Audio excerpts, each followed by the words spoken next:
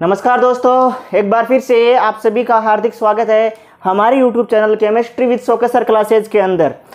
ठीक है दोस्तों, मैं कैसी उम्मीद करता हूँ आप सभी अच्छे होंगे, अपने घरों के अंदर सुरक्षित होंगे।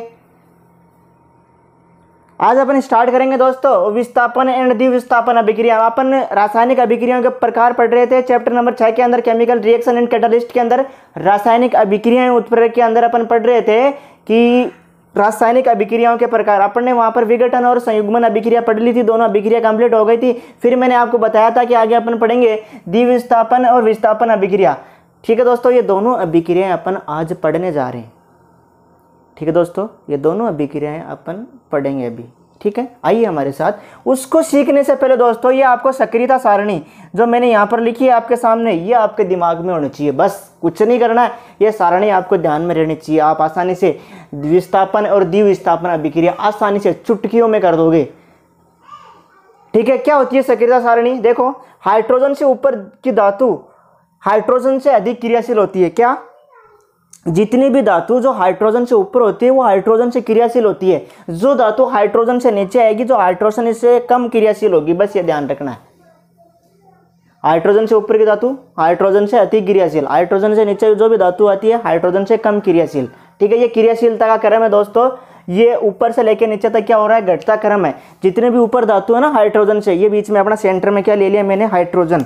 ये मैंने सेंटर में क्या लिया है दोस्तों? हाइड्रोजन परमाणु लिया है। यहाँ पर देख लो आप, जितनी भी धातु है ना, जितनी भी ये धातुएं हैं हाइड्रोजन से जितनी भी ऊपर है वो हाइड्रोजन से अधिक क्रियाशील है। वो क्या है? हाइड्रोजन से अधिक क्रियाशील है। जैसे पोटेशियम है, सोडियम है, मैग्नीशियम है, जिंक है, आयरन है, लेड है, ये क्या होगी? हाइड्रोजन से अधिक क्रियाशील होगी दोस्तों।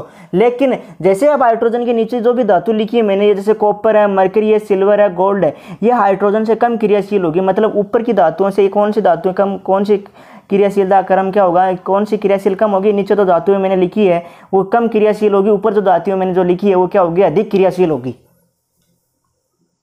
एक बार फिर से, जितने भी मैंने ऊपर ये धातु लिखी है, ऊपर जितने धातु या तत्व लिखे हैं ये अधिक क्रियाशील होते हैं। जो सेंटर में क्या ले लिया मैंने? हाइड्रोजन। इसके नीचे भी जितनी भी धातु आएंगे वो क्या होंगे? कम क्रियाशील होंगे दोस्तों। ये अपना क्रियाशीलता क्रम है कुछ इस प्रकार से ऊपर से नीचे तक। ये अपना क्रियाशीलता क्रम हो जाएगा दोस्तों, घटता क्रम क्रियाशीलता का।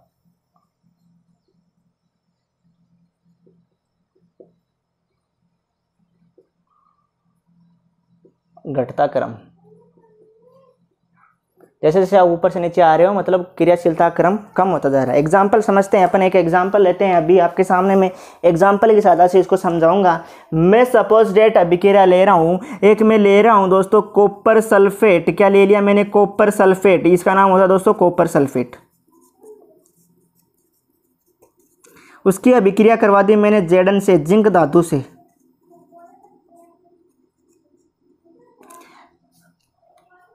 अब आसानी से देख पा रहे हो यहाँ क्या? यहाँ देखो Zn क्या है? ऊपर है। ये रही अपनी Zn।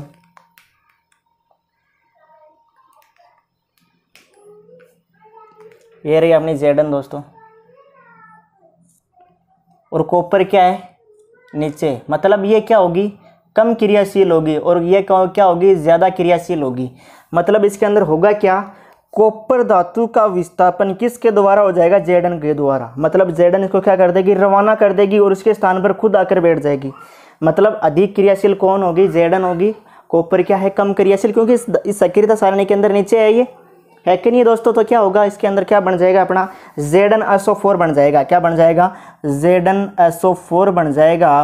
और क्या? कॉपर धातु यहाँ से रवाना हो जाएगी।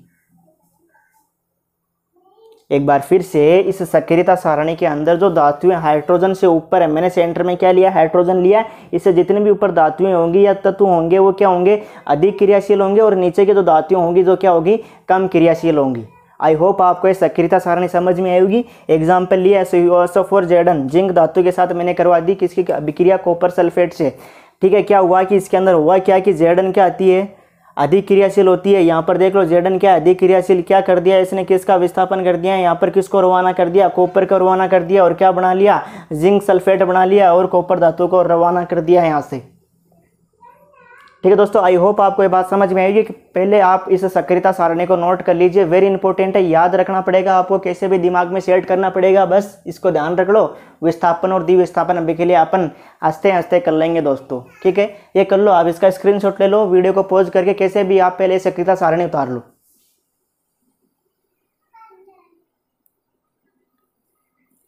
दोस्तों ये सक्रियता सारणी जल्दी उतारिए आप, ताकि अपन आगे और काम करें। आई होप आपने नोट कर लिया होगा दोस्तों। अब पढ़ते हैं अपन विस्थापन अभिक्रिया, 3 नंबर पॉइंट है अपने किताब का, विस्थापन अभिक्रिया, ठीक है। रिप्लेसमेंट रिएक्शन, इंग्लिश में इसको क्या बोलते हैं, रिप्लेसमेंट रिएक्शन। बस आपको ये ध्यान रखना दोस्तों, जो सक्रियता सारणी है आपको ये ध्यान रखना है दिमाग में, इसी को ध्यान रखना बस। इसके अंदर होगा क्या, अधिक क्रियाशील तत्व क्या करेगा, कम क्रियाशील तत्व को क्या कर देगा, विस्थापित कर देगा। क्या कर देगा, विस्थापित कर देगा। देखना विस्थापन अभिक्रिया में होता है क्या है, सपोज डेट मेरे पास ये यौगिक है, मेरे पास ये यौगिक है CuSO4 कॉपर सल्फेट, इसका नाम क्या है दोस्तों, कॉपर सल्फेट। इसकी अभिक्रिया मैंने करवा दी आयरन से, Fe से करवा दी। इसकी अभिक्रिया मैंने किससे करवा दी, आयरन से करवा दी। तो आप इसके अंदर आसानी से देख पा रहे हो कि आयरन क्या है, यहाँ पर आयरन यहाँ पर क्या है, अधिक क्रियाशील है। आयरन क्या है, अधिक क्रियाशील, और कॉपर क्या है, कम क्रियाशील। तो ये क्या करेगा, इस यौगिक के अंदर से क्या करेगा, कॉपर को विस्थापित कर देगा और खुद आकर बैठ जाएगा यहाँ पर। मतलब इसका क्या कर देगा, रिप्लेसमेंट कर देगा, यहाँ से इसको रवाना कर देगा। तो कॉपर धातु यहाँ से निकल गई दोस्तों, ये कॉपर धातु यहाँ से रवाना, ठीक है। तो क्या बन गया अपने पास, FeSO4, क्या बन गया अपने पास, FeSO4 बन गया, और कॉपर धातु यहाँ से क्या होगी दोस्तों, रवाना हो गई। एक बार ये परिभाषा पढ़ो आप, किसी यौगिक के कम क्रियाशील तत्वों को अधिक क्रियाशील तत्वों द्वारा विस्थापित करना कौन सी अभिक्रिया कहलाती है, विस्थापन अभिक्रिया कहलाती है। मतलब किसी भी यौगिक, ये मेरे पास यौगिक था CuSO4, इसका कम क्रियाशील तत्व यह था, इसको विस्थापित किसने किया, अधिक क्रियाशील तत्वों ने इसको विस्थापित कर दिया और कॉपर धातु को यहाँ से रवाना कर दिया। अरे आप एग्जाम्पल देखना, अब देखना कि एक दुबला पतला आदमी है, एक हष्ट पुष्ट आदमी, और दोनों की लड़ाई हो रही है, मरेगा कौन है, दुबला आदमी मरेगा, उसको क्या कर देगा, विस्थापित कर देगा। वहां से फिल्मों में आप देखते हो, ठीक है दोस्तों।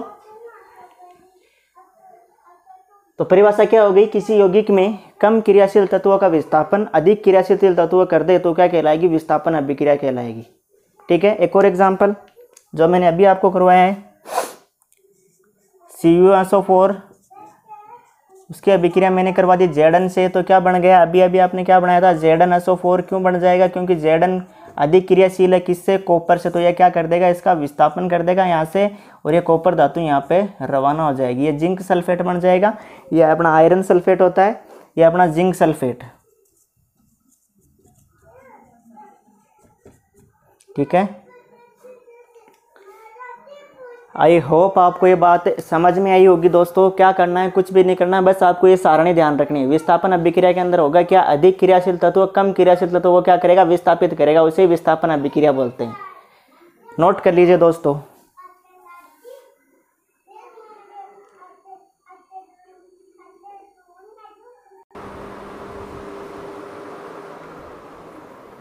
उम्मीद करता हूं दोस्तों आपने नोट कर लिया होगा। ये अपना आयरन सल्फेट, ये अपना आयरन सल्फेट दोस्तों, ये आयरन सल्फेट, ठीक है। ये अपना आयरन सल्फेट, कुछ भी नहीं करना है। एक बार फिर से, किसी यौगिक के अंदर क्या होगा, कम क्रियाशील तत्व है, कम क्रियाशील तत्व है, किसके द्वारा विस्थापित हो जाएगा, अधिक क्रियाशील तत्व द्वारा क्या हो जाएगा, विस्थापित हो जाएगा। उसे क्या बोलेंगे अपन, विस्थापन अभिक्रिया बोलेंगे। ये रहा अपने पास एग्जाम्पल, ये रही अपनी सक्रियता सारणी, ये आपको ध्यान रखना है दोस्तों। अब बात करते हैं अपन द्विविस्थापन अभिक्रिया की। द्विविस्थापन अभिक्रिया में होगा क्या, ऐसी रासायनिक अभिक्रिया जिसमें दोनों क्रियाकारकों के परमाणु का या परमाणु समूह का आपस में क्या हो जाएंगे, विस्थापित हो जाएंगे। क्या हो जाएंगे, आपस में विस्थापित होंगे। दोनों परमाणुओं का, दोनों का मतलब दोनों परमाणु को क्या हो गए, आपस में क्या होंगे, विस्थापित हो जाएंगे। इसलिए इसको डबल डिप्लेसमेंट या द्विविस्थापन अभिक्रिया बोलते हैं। फॉर एग्जाम्पल, मैं एग्जाम्पल लेता हूँ, एग्जाम्पल के साथ आपको समझाने का प्रयास करूँगा कि मेरे पास एग्जाम्पल है दोस्तों AgNO3, उसकी अभिक्रिया करवाता हूँ मैं KCl से। तो होगा क्या, यहाँ से देखो दोस्तों, इस पर होता है नेगेटिव चार्ज, ये बात जानना आप। इस पर होता है पॉजिटिव चार्ज, इस पर होता है नेगेटिव और इस पर पॉजिटिव। बस ये बात पता होना चाहिए। जब आप इसको इस प्रकार से तोड़ते हो ना, तोड़ोगे तो तोड़ना है आप इसको, ये आगे की बातें हैं, एडवांस लेवल की बातें मैं आपको बता रहा हूँ। जब आप इसको तोड़ोगे ये अपना Hg, इस पर आएगा प्लस, ये अपना NO3 इस पर आएगा माइनस, ठीक है। और ये अपना KCl, ये कुछ इस प्रकार से टूटेगा, K और Cl माइनस, K प्लस और Cl माइनस के रूप में। तो होगा क्या, प्लस वाला माइनस के साथ ऐड हो जाएगा, प्लस वाला माइनस के साथ कुछ इस प्रकार से ऐड हो जाएगा। यहाँ पर क्या हो रहा है, दोनों परमाणुओं के या परमाणुओं के समूह का क्या हो रहा है, विस्थापन हो रहा है। दोनों का, दो क्रियाकारक लिए आपने, दोनों का आपस में क्या हो रहे हैं, विस्थापित हो रहे हैं। इसका विस्थापन कौन कर रहा है, NO3 का, ये K करेगा। यहाँ से क्या बनेगा, कुछ इस प्रकार से, यहाँ से KNO3 बन जाएगा, यहाँ से इसका और इसका क्या बन जाएगा, HgCl बन जाएगा। देखो यहाँ पर कुछ इस प्रकार से बनेगा, क्या बना, सबसे पहले HgCl और ये बन गया अपना HgCl यहाँ से फिर K बच रहा कौन है, और NO3, KNO3, मतलब ये दोनों आपस में जुड़ जाएंगे और ये दोनों आपस में जुड़ जाएंगे। ठीक है दोस्तों, आई होप आपको ये बात समझ में आई होगी, कोई दिक्कत नहीं है। ऐसी रासायनिक अभिक्रिया जिसके अंदर, क्या बोला मैंने, ऐसी रासायनिक अभिक्रिया जिसके अंदर होता क्या है कि जिसमें दोनों क्रियाकारकों के परमाणु या परमाणु समूह का, दोनों क्रियाकारकों के परमाणु या परमाणु समूह का आपस में क्या होंगे, वो विस्थापित हो जाएंगे, आपस में क्या हो जाएंगे, विस्थापित हो जाएंगे। इसी को दोस्तों विस्थापन अभिक्रिया बोलते हैं। क्या बोलते हैं दोस्तों, विस्थापन अभिक्रिया। आई होप आपको ये बात समझ में आई होगी। बिल्कुल ईजी, आराम से कुछ इस प्रकार का एग्जाम्पल लेना है आपको। नोट्स में इनके मैं PDF के माध्यम से आपको अवेलेबल करवा दूंगा दोस्तों। ठीक है दोस्तों, आई होप आपको ये बात समझ में आई होगी। ये कंप्लीट अपनी द्विविस्थापन अभिक्रिया आई होप आपने नोट कर लिया होगा। ये अपना सिल्वर नाइट्रेट होता है, इसने क्या की, पोटेशियम क्लोराइड के साथ अभिक्रिया की, तो क्या बन गया, अपना सिल्वर क्लोराइड बन गया और साथ में क्या बन गया, पोटेशियम नाइट्रेट बन गया। सिल्वर नाइट्रेट का क्या बन गया, पोटेशियम नाइट्राइड, और पोटेशियम क्लोराइड का क्या बन गया, सिल्वर क्लोराइड बन गया। मतलब दोनों परमाणुओं का क्या हो गया, विस्थापन हो गया। इसके अंदर दोनों क्रियाकारकों के परमाणुओं का क्या हो गया दोस्तों, विस्थापन हो गया है दोस्तों। इसी को दोस्तों द्विविस्थापन अभिक्रिया बोलते हैं। इसी को क्या बोलते हैं दोस्तों, द्विविस्थापन अभिक्रिया। नोट कर लीजिए आप इनको।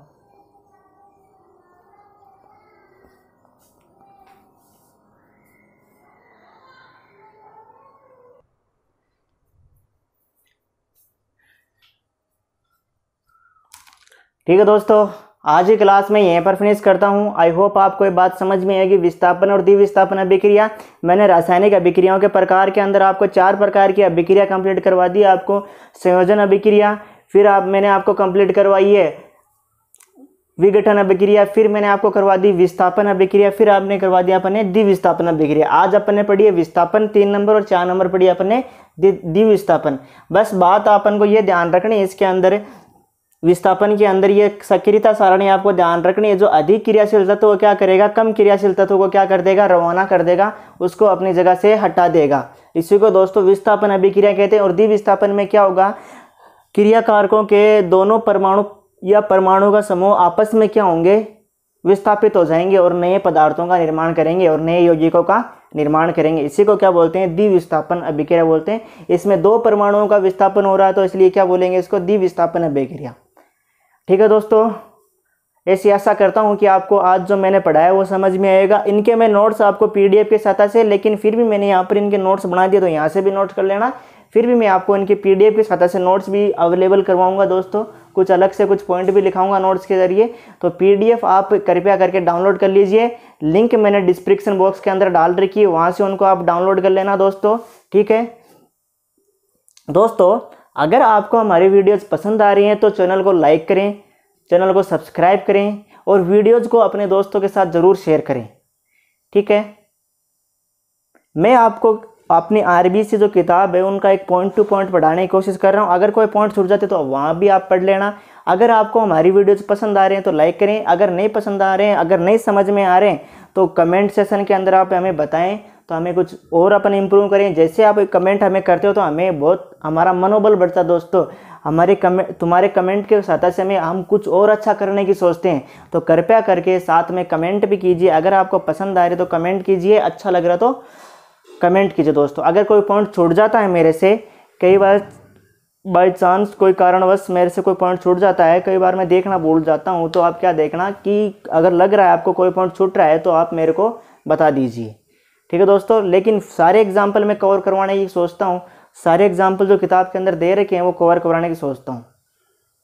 ठीक है दोस्तों, और कई बार मिस्टेकन बाय चांस मेरे से कोई मिस्टेक हो जाती है कोई शब्द लिखने के अंदर, तो आप उनको कुछ से मेंशन कर लिया। और कई बार, ज़्यादा बार नहीं होता है, कई बार बाई चांस वो 1% हो सकता है, तो आप किताब के अंदर देख के या नोट्स के अंदर मैं उनको राइट लिखवा के कैसे भी आपको मैनेज कर लेता हूँ। ठीक है, तो इसलिए मैं कभी बार गलती कर देता हूँ, तो आप भी कुछ ध्यानपूर्वक होके क्लास के अंदर बैठें, वीडियो को ध्यानपूर्वक देखें, आराम से देखें, तसल्ली से एक रफ कॉपी या कुछ साथ में रखें, उनके अंदर आप साथ साथ नोट्स बनाते रहें दोस्तों। ठीक है दोस्तों, साथ साथ नोट्स बना लिए, जैसे मैं बोलता जा रहा हूँ साथ साथ नोट्स बनाते जाइए। ठीक है दोस्तों, आज ही क्लास में यहीं पर समाप्त करता हूँ। आपका दिन शुभ में हो। Have a nice day, have a wonderful day. Thank you so much watching us.